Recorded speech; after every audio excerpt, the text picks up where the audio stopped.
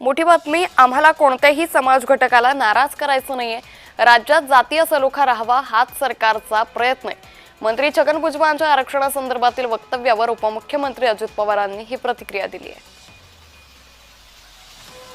आम्ही जे सरकार चालवतोय त्यामध्ये कुठल्याही घटकाला आम्हाला नाराज करायचं नाही.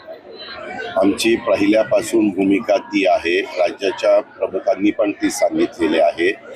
आता हा निर्णय झाल्यानंतर वेगवेगळ्या प्रकारे मतप्रवाह, वेगवेगळे मान्यवर, प्रत्येकाला संविधानाने, लोकशाहीने आणि घटनेने बोलण्याचा अधिकार दिलेला आहे.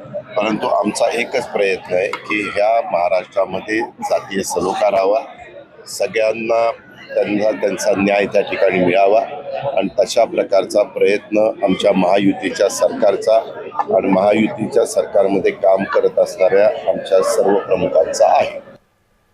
कोणत्याही आरक्षणाला हात न लावता मराठ्यांना आरक्षण देणं शक्य आहे. मराठा समाजाला स्वतंत्र आरक्षण देण्यासाठी आम्ही सक्षम आहोत. आरक्षण देऊन दाखवलं आणि टिकवूनही दाखवलं. मंत्री छगन भुजबळांच्या वक्तव्यावर मंत्री नितेश राणेंनी हे उत्तर दिलंय.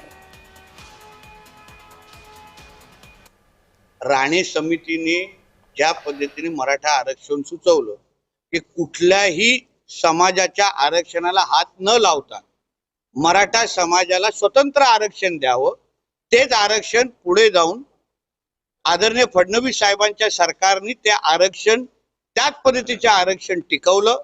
मग 2.5 वर्ष महाविकास आघाडीच्या काळामध्ये ते आरक्षण उद्धव ठाकरेंनी घालून दाखवलं आणि परत जेव्हा आदरणीय एकनाथ शिंदे साहेब राज्याचे मुख्यमंत्री झाले तेव्हा मराठा समाजाला 10% वेगळं आरक्षण, म्हणजे कोणाच्याही ओबीसी समाजाच्या कुठल्याही आरक्षणाला हात न लावता स्वतंत्र 10% आरक्षण तेव्हाही दिलं आणि आताही फडणवीस साहेबांच्या सरकारने ते आरक्षण टिकवलेलं आहे.